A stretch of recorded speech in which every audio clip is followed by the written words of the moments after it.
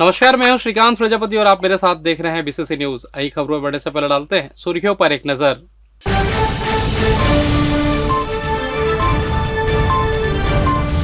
Collector पहुंचे CIMS, जाना स्वास्थ्य का हालचाल।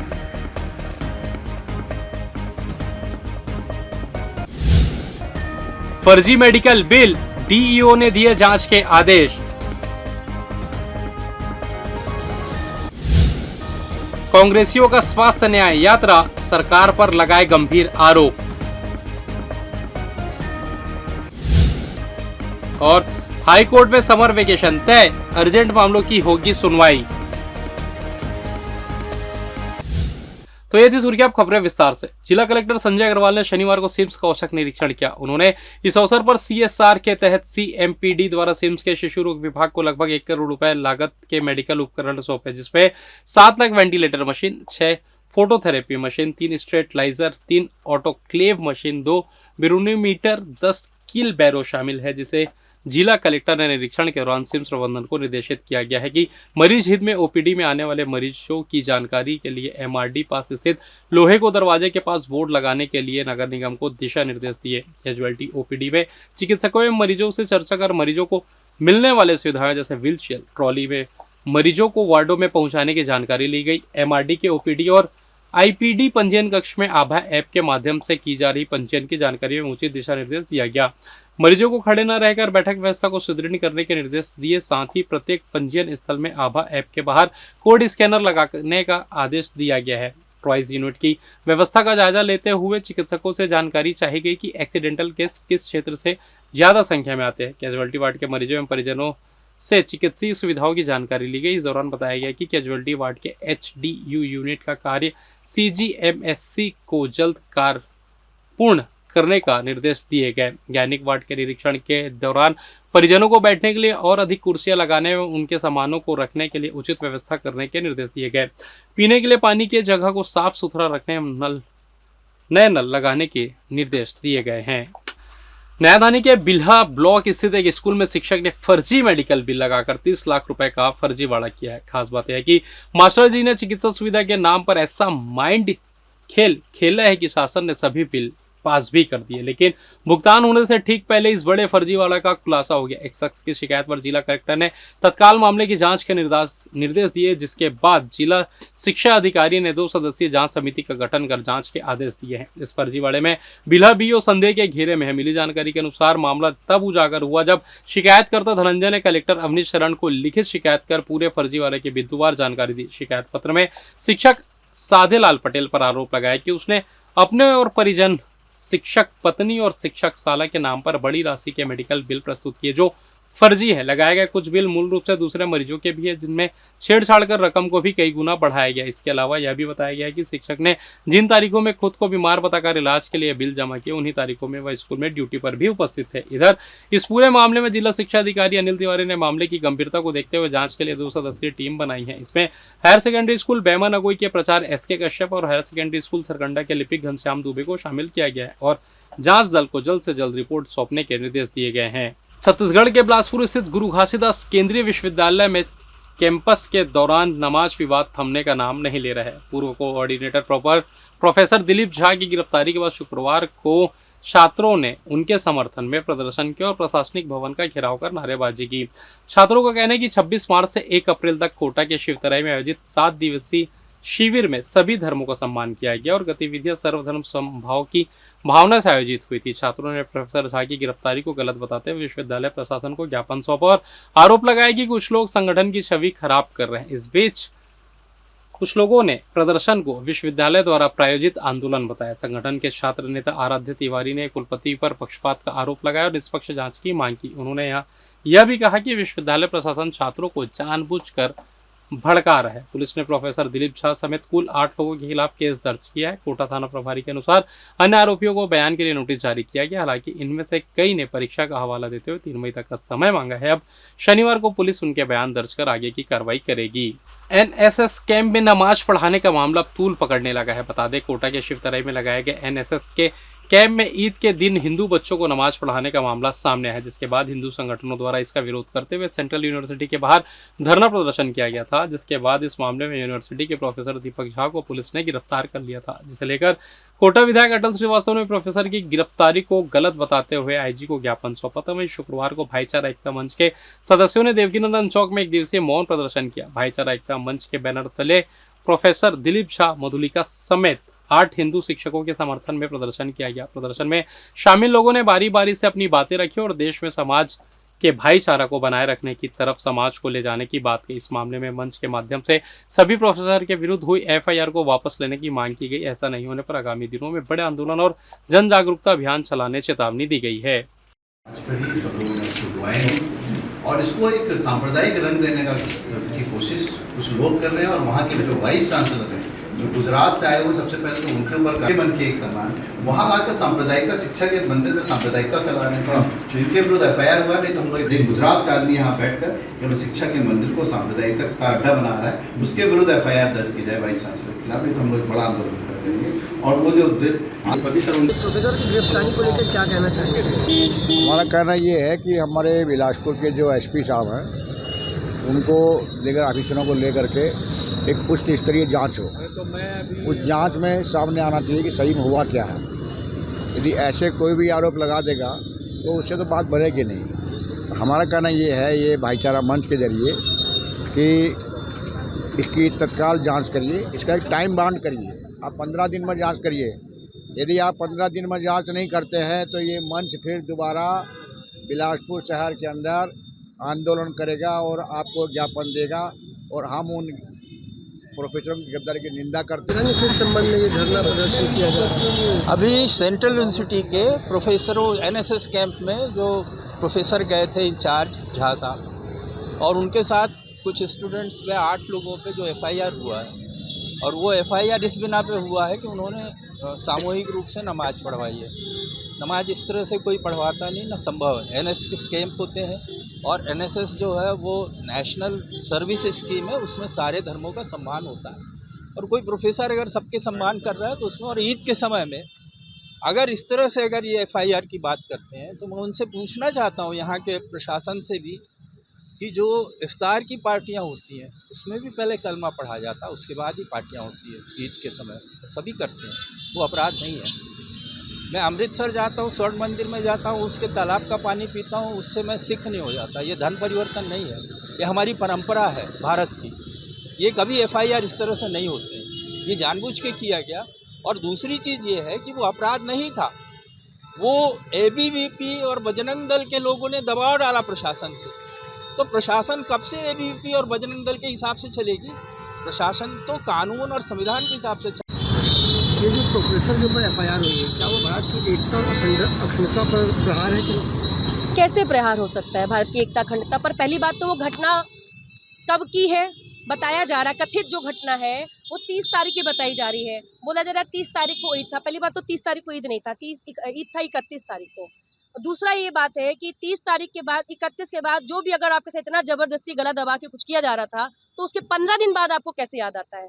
तुरंत क्यों नहीं याद आता? तीसरी बात, अगर एज ए स्टूडेंट अगर इस बात को देखा जाए तो स्टूडेंट सबसे पहले कहाँ जाता है? यूनिवर्सिटी जाता, शिक्षकों के पास जाता, लेकिन वहाँ नहीं गया। उसको कौन ही ताना भेजा गया? मुंह बांध के 3 छात्र सामने आते हैं। वो छात्र कोई लड़कियां नहीं थे, लड़के थे। कोई यौन हिंसा जैसा अपराध नहीं था। इतना क्या डर था कि कपड़ा बांध के आ गया है?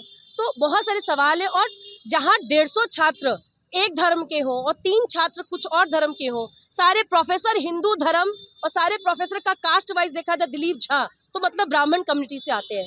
ब्राह्मण कम्युनिटी, हिंदू कम्युनिटी, अगर ये इस तबके के साथ आज ये कहते हैं कि हिंदू खतरे में, हिंदू खतरे में, आज सच में हिंदू खतरे में।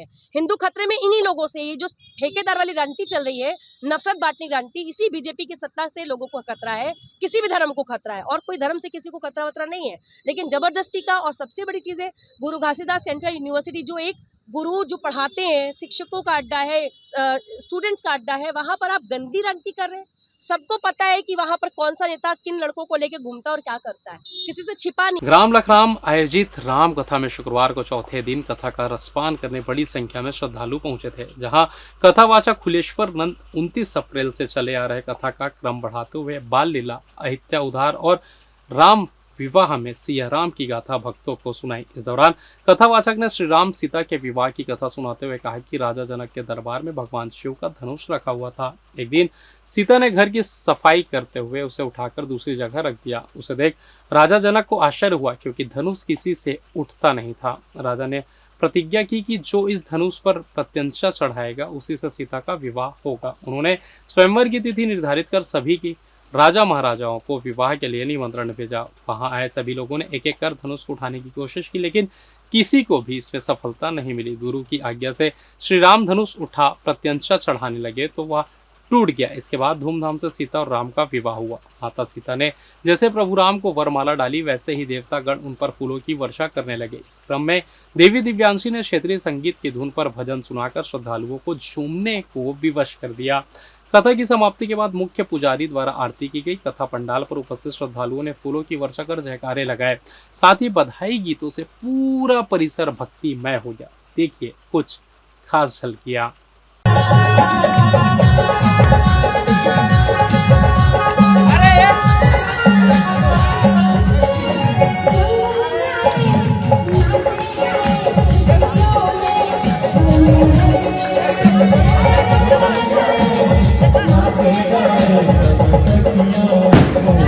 बिल्कुल नहीं करना चाहिए, बिल्कुल नहीं करना चाहिए।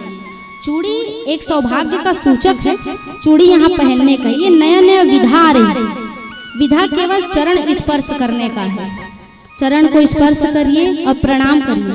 प्रणाम करने से यश, धन, वैभव, संपत्ति, 4 पदार्थ की प्राप्ति होती है। 4 वर्ण है भैया। आज आपसे हम चर्चा कर रहे थे,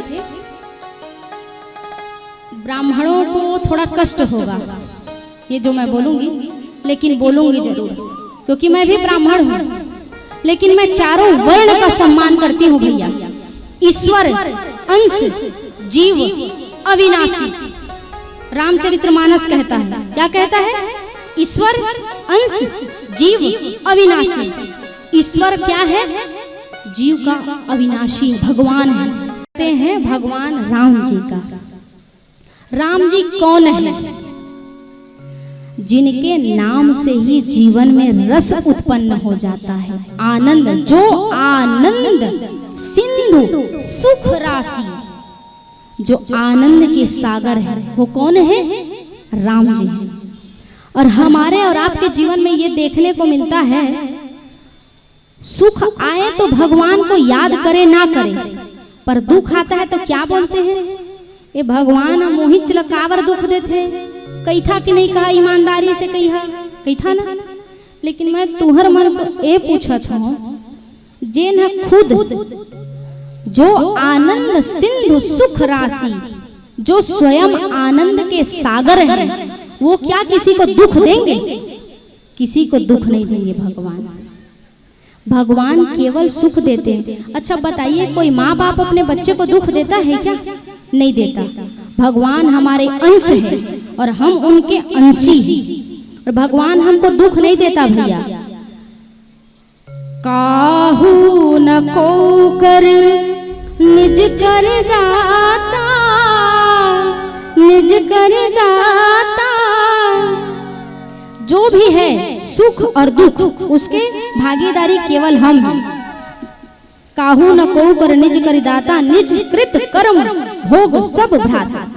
हमारे जीवन में जो सुख है और जो दुख है, उसके सुख के भागीदारी भगवान देते हैं। भगवान हमारे कर्म से हमको सुख प्रदान करते हैं, लेकिन जो दुख मिलता है ना, उसके भागीदारी हम स्वयं रहते हैं। शरीर में जो व्याधि आती है ना, उसके भी भागीदारी हम रहते हैं। शरीर व्याधि मंदिरम खलु धर्म साधन। शरीर जो है व्याधि का मंदिर है। कोई साधु बचा है ना, कोई संत बचा है ना, कोई महात्मा बचा है जो इस हाड़ मास के शरीर के तकलीफ से ना गुजरे। लेकिन इसका क्रेडिट, इसका पूरा जो श्रेय है हमारा खुद का है।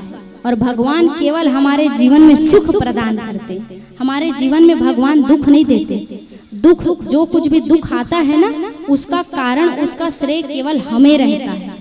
भगवान केवल सुख प्रदान करते हैं। कांग्रेस पार्टी के द्वारा शुक्रवार को स्वास्थ्य न्याय यात्रा निकाली गई, जिसमें कांग्रेस पार्टी के दिग्गज नेता भी शामिल हुए। स्वास्थ्य विभाग की लचर व्यवस्था और कई लोगों की मौत के जिम्मेदार डॉक्टर नरेंद्र विक्रम आदित्य कड़ी से कड़ी सजा देने कांग्रेसी नेताओं ने अपोलो चौक से स्वास्थ्य न्याय यात्रा की शुरुआत की, जो चिंगराजपारा, भारत माता चौक, रामायण चौक, मिल्ला चौक, जबड़ापारा, पुराना पुल, चाटापारा होते हुए नेहरू चौक पहुंची। स्वास्थ्य न्याय यात्रा की जानकारी देते हुए पूर्व उप मुख्यमंत्री टी.एस. सिंहदेव ने कहा कि स्वास्थ्य सेवा लाचार होते जा रही है, जिससे स्थिति अब चिंताजनक हो रही है। स्वास्थ्य जीवन मृत्यु से जुड़ा है, जिसे टाला नहीं जा सकता। स्वास्थ्य न्याय यात्रा में शामिल होने पहुंचे कांग्रेस प्रदेश अध्यक्ष दीपक बैज ने कहा कि प्रदेश की स्वास्थ्य व्यवस्था वेंटिलेटर पर है, जो भगवान भरोसे चल रही है। पूर्व स्पीकर के इलाज के बाद मौत और स्वास्थ्य के मामले को लेकर स्वास्थ्य न्याय यात्रा बिलासपुर के साथ ही प्रदेश भर में निकाली जा रही है। तो कांग्रेस द्वारा न्याय यात्रा का समापन नेहरू चौक में किया गया, जिसके बाद यहां आम सभा का आयोजन किया गया था। सभा को विधायक और पूर्व उप मुख्यमंत्री ने संबोधित किया। करीब 6 किलोमीटर की पदयात्रा में पूर्व उप मुख्यमंत्री टी.एस. सिंहदेव, नेता प्रतिपक्ष चरणदास महंत, पूर्व मंत्री, विधायक और पूर्व विधायक के साथ ही कांग्रेस के नेता और कार्यकर्ता मौजूद रहे। सर, किस समय में न्याय यात्रा निकाली जा रही है? स्वास्थ्य की व्यवस्था के संदर्भ में पुलवामा में क्या जरूरत पड़ गई ऐसी न्याय यात्रा निकालने की? स्थिति चिंताजनक होती जा रही है और स्वास्थ्य का एक ऐसा क्षेत्र है जो जीवन मृत्यु से जुड़ा रहता है, तो उसको एक सीमा के बाद टाला नहीं जा सकता। डॉक्टर की गिरफ्तारी हो गई है, अपोलो प्रबंधन को लेकर क्या कहना चाहेंगे? क्या उनके ऊपर भी एफआईआर होनी चाहिए? वो गुण दोष के आधार पर कार्रवाई हो, जो भी नियम है, जो भी कानून है, उसके हिसाब से होनी चाहिए। कोई टारगेट नहीं है, इसको बंद करो, इसको बंद करो। जिनकी गलती है और जिनकी जवाबदारी आती है, उन पे कार्रवाई होनी चाहिए। ये पहलगाम मामले में क्या कहना चाहेंगे? बहुत ही दुखद दुर्घटना थी, जिसमें चिन्हांकित करके देश के नागरिकों को मारा गया और कड़ी से कड़ी उसमें कार्रवाई होनी चाहिए। राहुल जी ने, खड़गे जी ने, कांग्रेस पार्टी ने अपनी ओर से स्पष्ट तौर पे कहा है कि पूरा देश एक साथ खड़ा है केंद्र सरकार के साथ, हमारे सैनिकों के साथ। कांग्रेस कमेटी के तत्वाधान में आज कितना किलोमीटर? 6 किलोमीटर है। लगभग 5 से 6 किलोमीटर स्वास्थ्य न्याय यात्रा का इन्होंने कार्यक्रम रखा है। वो स्वास्थ्य न्याय योजना जो पूरे प्रदेश में स्वास्थ्य व्यवस्था बदहाली पर है, पूरा वेंटिलेटर पर चला गया है, भगवान भरोसे है। और साथ ही जिस तरह से हमारे पूर्व स्पीकर माननीय राजेंद्र शुक्ला जी का मामला भी आया था, इन सब मसलों को लेकर पूरे बिलासपुर जिले और प्रदेश के पूरे स्वास्थ्य मसलों को लेकर आज 6 किलोमीटर का पैदल यात्रा रहेगा। उसके बाद ज्ञापन भी देना है, नहीं सभा, उसके बाद सभा भी फिर रहेगी। फर्जी डॉक्टर की भी जो है गिरफ्तारी हुई है। हाँ, मुझे तो वो आज शायद जानकारी हुई कि उनको बिलासपुर भी ला रहे हैं। और फिलहाल ये वक्त तो चला छोटे से ब्रेक का, मिलते हैं ब्रेक के बाद, कहीं जाइएगा नहीं। पिछले 17 वर्षों से रियल एस्टेट के क्षेत्र में दे रहे हैं अपनी सेवाएं और लगातार शहर की जनता को एक नई लिविंग लाइफस्टाइल। अपने कार्यों एवं सेवाओं के माध्यम से लाखों लोगों की उम्मीदों को दिया है आकार, इसलिए जिले में ही नहीं पूरे प्रदेश में इनकी पहचान है बरकरार। आपके सपनों के घर को हकीकत में बदल कर है दिखाना, इसलिए आपके लिए लेकर आए हैं भाटी आशिया।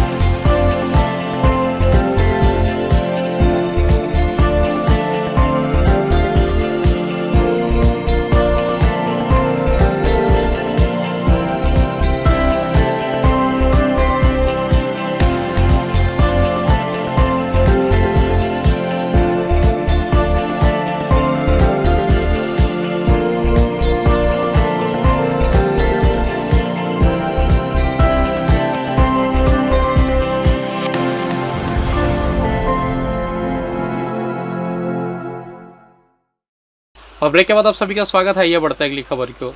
छत्तीसगढ़ हाईकोर्ट में 12 मई से 8 जून तक ग्रीष्मकालीन अवकाश घोषित किया गया है। 10 मई को शनिवार और 11 मई को रविवार होने के कारण 9 मई अंतिम कार्य दिवस रहेगा। अवकाश के दिन केवल जरूरी मामलों की सुनवाई के लिए वेकेशन जज नियुक्त किए गए हैं।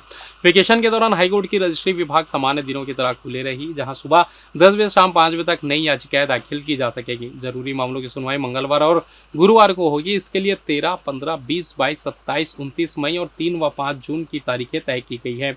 सुनवाई सुबह 10:30 बजे से डिवीजन बेंच में शुरू होगी। जरूरत पड़ने पर सिंगल बेंच में भी सुनवाई हो सकती है। नए और लंबित जमानत आवेदनों पर स्वतः सुनवाई होगी। इसके लिए अलग से अर्जेंट हियरिंग आवेदन देने की जरूरत नहीं है। हालांकि अन्य लंबित मामलों को सूचीबद्ध कराने के लिए अर्जेंट हियरिंग के लिए आवेदन देना होगा। इसके साथ ही 9 जून सोमवार से हाईकोर्ट सामान्य कामकाज के साथ पुनः खुलेगा। कोनी स्थित सुपर स्पेशलिटी अस्पताल में अब डॉक्टर ऑन की कमी से छुटकारा मिलने की उम्मीद बढ़ गई है, क्योंकि सरकार ने 1 मई से डॉक्टर के वेतन में वृद्धि कर दी है। इसके बाद अब सुपर स्पेशलिटी अस्पताल में डॉक्टरों की भर्ती करना आसान होने की उम्मीद बढ़ गई है। आपको बता दें, सुपर स्पेशलिटी हॉस्पिटल कोनी में काम करने वाले संविदा डॉक्टर के वेतन में राज्य सरकार ने बढ़ोतरी की है, जहां 50 से 80 हज़ार रुपए की बढ़ोतरी होने के बाद अब प्रोफेसर को 3 लाख रुपए तक का वेतन मिल सकेगा। यह वेतन अनुसूचित जाति व जनजाति क्षेत्र के लिए बढ़कर 3,30,000 रुपए की गई है। राज्य स्थापना के बाद पहली बार सुपर स्पेशलिटी संविदा डॉक्टर के वेतन में वृद्धि की गई है। बताया जा रहा है कि राज्य सरकार एक के बाद एक सुपर स्पेशलिटी हॉस्पिटल खोल रही है, लेकिन इन अस्पतालों में काम करने के लिए डॉक्टर की नियुक्ति करना संस्थान के लिए बड़ी चुनौती साबित हो रहा है। लाखों के पैकेज के बावजूद डॉक्टर सेवा देने के लिए तैयार नहीं है, जिसके चलते अस्पताल खुलने के बाद भी मरीज को इसका फायदा नहीं मिल पा रहा है। ऐसा ही हाल कोनी स्थित सुपर स्पेशलिटी हॉस्पिटल का भी हो चुका है। हाल ही में 2 कार्डियोलॉजिस्ट की नियुक्ति की गई है, जबकि अस्पताल को खुले 6 महीने से ऊपर हो गया। बताया जा रहा है कि पूरे प्रदेश में महज डॉक्टर ही सुपर स्पेशलिटी के तौर पर कार्यरत है। ऐसे में कोनी स्थित सुपर स्पेशलिटी हॉस्पिटल में अब भी कई डॉक्टरों की कमी बनी हुई है। ऐसे में कयास लगाया जा रहा है कि डॉक्टर के वेतन वृद्धि के बाद यह रिक्त पदों की भर्ती हो सकेगी। दक्षिण पूर्व मध्य रेलवे के सिकंदराबाद मंडल में तीसरी रेल लाइन बिछाने के कार्य के कारण कई ट्रेनों को फिर से संचालन पर उस पर असर पड़ने वाला है। काजीपेट जंक्शन से खिरली सेक्शन के बीच 23 से 29 मई तक पैच ट्रिपलिंग कार्य के लिए रेलवे ने ब्लॉक लेने का निर्णय लिया है। इस ब्लॉक के चलते कोरबा तिरुवनंतपुरम एक्सप्रेस को 28 मई और तिरुवनंतपुर कोरबा एक्सप्रेस को 26 मई को रद्द किया गया है। रेलवे प्रशासन के अनुसार महबूबाबाद स्टेशन पर नॉन इंटरलॉकिंग कार्य के चलते ट्रेनों का संचालन संभव नहीं होगा। दक्षिण पूर्व मध्य रेलवे ने यात्रियों को होने वाली असुविधा के लिए खेद जताते हुए वैकल्पिक यात्रा की योजना बनाने की सलाह दी है। और फिलहाल इस बुलेटिन में बस इतना ही। मुझे दीजिए इजाजत, फिर होगी आपसे मुलाकात। तब तक देखते रहिए BCC न्यूज़। नमस्कार।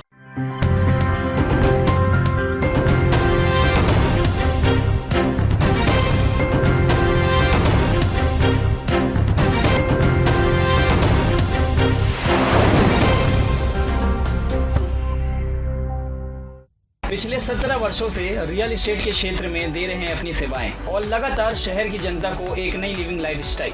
अपने कार्यों एवं सेवाओं के माध्यम से लाखों लोगों की उम्मीदों को दिया है आकार।